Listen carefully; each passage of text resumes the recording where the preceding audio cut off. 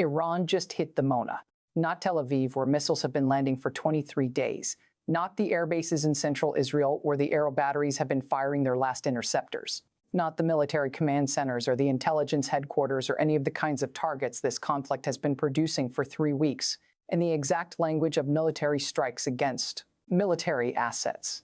Dimona, the city in the Negev desert of southern Israel, where Israel's Negev Nuclear Research Center sits behind fences, security systems, and decades of official silence. The facility that Israel has never officially confirmed and never officially denied contains a nuclear weapons program. The facility that the IAEA has been asking to inspect for 60 years and has never been allowed to enter. The facility whose existence is the open secret that every government in the world has been quietly working around for 6 decades. Knowing it is there, knowing what it does, agreeing together never to say out loud what everyone knows. Iran just fired missiles at Dimona.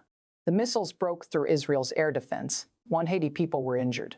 The International Atomic Energy Agency, the United Nations body that watches nuclear facilities around the world, released an emergency statement within hours, saying it had not received any sign of damage to the nuclear research center in the Negev.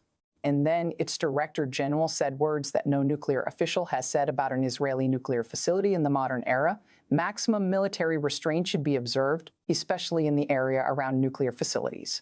The IAEA just told the world that military restraint is needed near Israel's nuclear facility. The IAEA does not make that statement about facilities that do not exist. The IAEA does not make that statement about cities that just happen to be near empty desert. The IAEA makes that statement about nuclear facilities, and it just made that statement about Dimona. Stay with me, because what it means that Iran's missiles broke through Israeli air defense and struck the city where Israel's nuclear program is located. What it says about how high this conflict can really escalate. What it means that the IAEA had to issue a nuclear safety statement about Israel for the first time in history. What 180 injured people in a city whose most important resident is a reactor that officially does not exist tells you about where this war is heading. Is the story that changes everything that came before it. Iran hit Dimona. The missiles got through, and the IAEA had to issue a nuclear statement about Israel. Before we continue, a quick note. Many of the events we cover follow repeating patterns: economic stress, geopolitical escalation, and systemic shocks. While researching these patterns, I created a detailed report called the Global Crisis Survival Guide, where I explain the warning signs that often appear before major global disruptions and practical ways to deal with them. If you are interested in reading the full report, you will find it linked in the description below. Now, let's continue with today's analysis. Let's start with what Dimona actually is, because the official silence around it for 60 years means that most people watching this conflict have never heard the name and do not understand why missiles reaching it is completely different from missiles reaching every other target this conflict has hit. The Negev Nuclear Research Center near Dimona was set up in the late 1950s with French technical help. Israel began building the facility in 1958 and put it into operation in the early 1960s. The facility includes a nuclear reactor, the IRR-2, a heavy water reactor, and according to decades of intelligence assessments, technical analysis, and the testimony of Mordecai Vanunu, who worked there and whose 1986 revelations were published in the Sunday Times, a plutonium reprocessing facility, and a nuclear weapons production infrastructure. Israel has never confirmed this. Israel follows a policy called nuclear ambiguity, the deliberate refusal to confirm or deny that it has nuclear weapons. The policy is designed to create deterrence. Every enemy must assume Israel has nuclear weapons without causing the international pressure and treaty obligations that a formal declaration would bring. For 60 years, the policy has been kept with remarkable discipline. No Israeli official has ever confirmed the existence of an Israeli nuclear arsenal. No Israeli official has ever confirmed what Dimona does. The IAEA has never inspected Dimona. The Non-Proliferation Treaty System that requires IAEA inspection of nuclear facilities applies to NPT signatories. Israel has not signed the NPT. Israel is under no legal obligation to allow IAEA inspection, and it does not. What exists at Dimona is therefore officially unknown to the IAEA, officially unconfirmed by Israel, and judged by every serious intelligence agency in the world as including nuclear weapons production infrastructure and a stockpile of nuclear devices estimated at between 80 and 400 warheads. Iran just fired missiles at the city where that facility is located. The missiles broke through Israeli air defense. 180 people were injured in a city whose most strategically important resident is a nuclear weapons program that officially does not exist. Let's talk about how the missiles got through. because 23 days of this conflict have produced a clear pattern in Israel's air defense capability that makes what happened at Dimona understandable. And that explanation is the most alarming part of this morning's development. Israel's air defense over southern Israel has weakened throughout this conflict in ways that northern and central coverage has not fully weakened, because the remaining interceptor supply has been directed toward Tel Aviv, Jerusalem, and the central population centers where most of Israel's 9 million people live. The southern areas around the Negev, Arad, and Beersheba have been left in the shadow of that priority. The Iranian missiles that struck Dimona and Arad came from Iranian launch positions on a path that used the exact coverage gap in southern Israel's weakened defense system. The IRGC said it targeted IDF bases, including Palmachim Air Base and Ovda Air Base, as well as the cities. The multi-vector attack, with multiple targets across the southern region at the same time, put pressure on the remaining southern defense system at its weakest point. The missiles were maneuvering warheads, not simple ballistic paths. The Kaber-Shekin and Ahmad variants that Iran has been using in recent waves carry warheads that change their flight path during descent. The exact ability that makes interception geometry much more complex, and that has been reducing Israeli interception rates from the 90% of the conflict's early days to the 70 to 75% that recent waves have been achieving. At 70 to 75% interception against a multi-missile attack aimed at a region with weakened coverage, the math creates a clear result. Some missiles get through. The missiles that got through hit Dimona and Arad. 180 people were injured. And the missiles landed in a city where a nuclear facility sits behind fences that had never been reached from the air in 60 years of Israel's nuclear history until last night. Let's talk about what the IAEA statement means. Because the IAEA issuing an emergency statement about Israel's nuclear facility is not a normal diplomatic message. It is the single most important institutional statement the nuclear watchdog has made in the context of this conflict, and it needs a clear explanation. The IAEA statement said two things. First, it had not received any sign of damage to the nuclear research center in the Negev. Second, maximum military restraint should be observed, especially in the area around nuclear facilities. The first sentence is reassuring in what it says and alarming in the fact that it exists at all. The IAEA saying it has not received any sign of damage means the IAEA is confirming that the question of whether there was damage was serious enough to require an official statement. You do not issue emergency statements about facilities that were not threatened. The IAEA issued an emergency statement. The facility was threatened. The second sentence is unprecedented in the context of Israeli nuclear policy. The IAEA calling for maximum military restraint near nuclear facilities is the IAEA publicly recognizing that nuclear facilities in Israel exist and need protection from military attack. Israel's nuclear ambiguity policy has depended on the IAEA's institutional silence about the true nature of Dimona. The IAEA calling for restraint near Israeli nuclear facilities means the institutional framework of nuclear ambiguity is cracking under the weight of a conflict that just put Iranian missiles near the facility that ambiguity was meant to protect. For 60 years, the IAEA has not formally addressed what is at Dimona. Last night, Iran's missiles forced the IAEA to address it. Not by naming it, but by protecting it, by calling for restraint near it, by treating it as what it is, a nuclear facility that requires the exact protection nuclear facilities require under international law. Iran's missiles did what 60 years of IAEA inspection requests could not do. They forced the IAEA to officially treat Dimona as a nuclear facility that requires protection. Let's talk about what Israel's government said after the missiles hit. Because Netanyahu's words in the aftermath of Dimona are the most carefully chosen words any Israeli leader has produced in 23 days of conflict.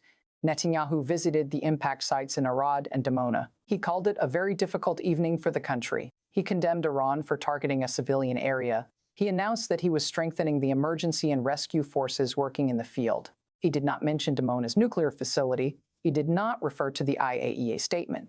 He did not answer the exact question that every military analyst, every intelligence official, and every nuclear policy expert was asking within minutes of the missile impacts. What is the status of the facility? The silence about the facility during an official visit to the city where the facility is located is the exact form of communication that Israel's nuclear ambiguity policy requires. You cannot confirm what was near the missiles without confirming what is there. You cannot describe the threat to the facility without describing the facility. You cannot reassure the Israeli public that the reactor is intact without confirming there is a reactor. Netanyahu's silence about Dimona's nuclear infrastructure while standing in Dimona after Iranian missiles struck is the clearest possible expression of 60 years of nuclear ambiguity under maximum pressure. The policy held. The silence was maintained. The missiles hit the city. The facility officially was not mentioned, but the IAEA mentioned it. And the IAEA's mention is the official international acknowledgement that the silence was covering something that Iranian missiles had just come close enough to require protecting. And let's talk about why Iran targeted Dimona specifically and what the IRGC's targeting logic shows about the strategic calculation Iran is making on day 23 of this conflict. Iran's state-affiliated Tasnim news agency confirmed that the missile attacks on Arad and Dimona were retaliation for Israel's attack on Iran. The logic is the exchange formula: Israel hit Iran's nuclear facility, Iran hit Israel's nuclear city. The symmetry is deliberate, and the message is explicit. You struck our nuclear infrastructure. We can strike yours. The message works on two levels at the same time. At the tactical level, it is a claim of proportionality. We are responding to what was done to us. At the strategic level, it is a demonstration of deterrence. We know where your nuclear program is, and our missiles can reach it, and your air defense cannot reliably stop them. The deterrence demonstration is the more important of the two levels because it changes the strategic calculation for every later Israeli decision about whether to escalate further. Every Israeli decision-maker considering the next strike package against Iranian territory now makes that decision knowing that Iran has shown it can put missiles near Dimona and that the air defense meant to stop those missiles allowed 180 people to be injured in the city where the reactor is. The specific terror of Dimona as a target is not that the reactor was damaged. The IAEA says it was not. The specific terror is that the reactor could have been targeted more precisely, that the missiles that struck Arad in the city of Dimona were meant to show reach, not to cause maximum damage to the facility itself, that Iran chose to show it could reach Dimona rather than to strike as hard as possible at what is in Dimona. The restraint is the message. Iran can reach Dimona. Iran chose not to hit the reactor directly. That choice, visible in the distance between the impact sites and the facility's location, is Iran's message to Israel about what escalation beyond a certain point would bring. Hit our power plants, and we stop showing restraint about what we hit near yours. Let's talk about the specific nuclear risk created by Dimona being struck and why the IAEA Director General's call for maximum restraint near nuclear facilities is the most alarming single sentence any international official has spoken in this conflict. A nuclear reactor hit by a ballistic missile does not automatically create a nuclear explosion. Reactors are not weapons. The specific risk from a missile strike on a nuclear research reactor is radiological, not nuclear in the weapon sense. Damaged reactor containment releasing radioactive material, spent fuel storage being breached and releasing radioactive contamination, the kind of harm represented by Fukushima and Chernobyl, rather than the kind represented by nuclear weapons. The Negev Nuclear Research Center's reactor has been operating for more than 60 years. 60 years of fuel cycle operations create a specific inventory of radioactive material, spent fuel, processed waste, and operational byproducts stored at the facility. A missile strike that broke the facility's containment would not create a nuclear explosion. It could create a radiological release in the Negev desert and possibly beyond it. Depending on wind conditions, the nature of the breach, and the exact materials affected, the Negev desert is not uninhabited. Beersheba, Israel's fourth largest city, is 35 kilometers from Dimona. The population of the surrounding Negev region is significant. A radiological release from a damaged Dimona facility under the wind conditions that usually exist in the region would not stay in the Negev. It would move. The IAEA Director General knows this. His call for maximum restraint near nuclear facilities is not abstract diplomatic language. It is the exact warning of a man who understands exactly what is at Dimona, exactly what a missile strike on that facility could release, and exactly what the wind patterns of the Negev desert do to radiological contamination. Iran's missiles hit the city. The reactor was not struck, but the IAEA Director General issued a nuclear restraint warning anyway, because close enough is not comforting when the facility behind the fences contains what Dimona contains. Trump threatened on the same day that Iran struck Dimona to obliterate Iran's power plants if the Strait of Hormuz was not fully opened within 48 hours. The threat was issued on Truth Social in the exact language Trump uses when communicating maximum escalatory intent, hit and obliterate, starting with the biggest one first. The timing of Iran's Dimona strike on the same day as Trump's power plant ultimatum is either a coincidence or the clearest possible message about what Iran's response to power plant strikes would look like. Iran's parliament speaker said that same day that if the U.S. and Israel target Iran's power plants, critical infrastructure and energy facilities in the Middle East could be irreversibly destroyed. Iran's Revolutionary Guard said they would completely shut the Strait of Hormuz if Trump carried out his threats. And on the same day as those warnings, Iran put missiles in the city where Israel's nuclear program is located. The sequence is not a coincidence. It is the clear communication of the escalation ladder. You threaten our power plants. We show that we can reach your nuclear city. You hit our power plants. We hit what is in your nuclear city with something more targeted than what we used last night. Trump's 48-hour ultimatum was issued. Iran's counter message was delivered by missile to Dimona. The 48 hours expired.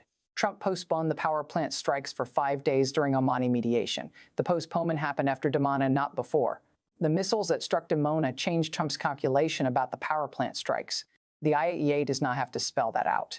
The timeline does it for them. Let's talk about what Russia and China are doing with Dimona being struck in terms of the ceasefire negotiations that are now moving with the greatest urgency since this conflict began. Russia's emergency communication to the UN Security Council after the Dimona strikes used language that Russia had not used earlier in this conflict. Russia described the Iranian missile strikes near Israeli nuclear facilities as creating conditions for a catastrophic escalation beyond any previous threshold and called for an immediate ceasefire as the only way to prevent a nuclear dimension to the conflict. Russia is using Dimona as the argument for ceasefire that overrides every earlier argument that was not enough to stop the fighting. Not humanitarian, not economic, nuclear. The specific argument that every government in the world is built to respond to, because every government in the world understands what a nuclear dimension to this conflict would mean for everyone on Earth, no matter its position on the conflict's origins or justification. China's response was the most diplomatically important communication China has issued at any point in this conflict. China called an emergency session of its National Security Council specifically about the Dimona situation and issued a formal statement calling for immediate de-escalation and the return of ceasefire.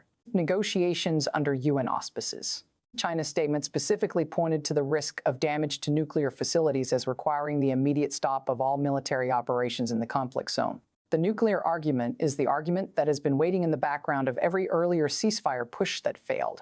Every earlier argument, humanitarian cost, economic disruption, oil prices, ammunition depletion, IAEA, nuclear program statements, has not been enough to produce the ceasefire that the diplomatic track has been trying to achieve. The nuclear argument lands differently. It lands on every government at the same time with the same urgency, no matter where they stand on everything else. Dimona being struck, even without damage to the reactor, even with the IAEA's reassurance that no indication of damage was received, brought the nuclear argument into the ceasefire push at exactly the moment when Trump's power plant ultimatum and Iran's counter-escalation threats were creating the sharpest escalation pressure this conflict has yet produced. The 5-day postponement of power plant strikes that Trump announced on March 23rd happened on the same day that Dimona was struck. Oman is mediating. The ceasefire conversation is more active than it has been. The missile that hit near Dimona is why. Here is what it means for this war. Starting this morning, that Iran's missiles broke through Israeli air defense and struck Dimona, injuring 180 people. It means Israeli air defense over southern Israel cannot reliably protect the city where Israel's nuclear research center is located from Iranian ballistic missiles. The air defense system that was supposed to make Dimona untouchable has weakened to the point that Iranian missiles reached the city and injured 188 people there. That is not a near miss. That is a successful strike in the geographic space that Israeli nuclear security was designed for 60 years to keep outside the range of successful strikes. It means the IAEA has been forced to publicly acknowledge through its restraint call that Dimona contains nuclear facilities requiring specific military protection. 60 years of nuclear ambiguity survived inspection requests, international pressure, and treaty debates. It did not survive the IAEA Director General issuing an emergency nuclear restraint statement after Iranian missiles struck the city. It means Iran has demonstrated a specific deterrence capability that changes every Israeli calculation about further escalation. Not the capability to destroy Dimona, but the capability to reach Dimona. The difference between showing reach and causing maximum damage is the message. Iran chose to injure 180 people in damaged buildings rather than target the reactor directly. That choice is Iran's statement about what targeting the reactor directly would look like if Israel keeps escalating. It means the ceasefire argument has gained its nuclear dimension. The argument that was not enough in its humanitarian, economic, and strategic forms has arrived in the form every government is designed to respond to. Dimona was struck. The IAEA issued a nuclear statement. Trump postponed power plant strikes. Oman is mediating. The connection between those four facts is the ceasefire that is forming around the nuclear threshold that Iranian missiles just showed can be approached from Iranian territory with weapons that Israeli air defense cannot reliably stop. Dimona, the city Israel has never officially confirmed contains what everyone knows it contains, the facility the IAEA has never inspected, the program that 60 years of nuclear ambiguity has protected from official acknowledgement. Iranian missiles reached it last night. 180 people were injured. The IAEA issued a nuclear statement about Israel, and the 48-hour ultimatum that was going to obliterate Iran's power plants was postponed for 5 days. The missiles that hit Dimona did not damage the reactor. They damaged something more fragile, the silence that has protected it for 60 years. The IAEA broke that silence with a nuclear restraint call, and the conflict that has been fighting around the edges of the nuclear dimension for 23 days just put Iranian missiles in the city where the nuclear dimension lives, without warning, without interception, with 180 people injured in the Negev desert, and the IAEA watching.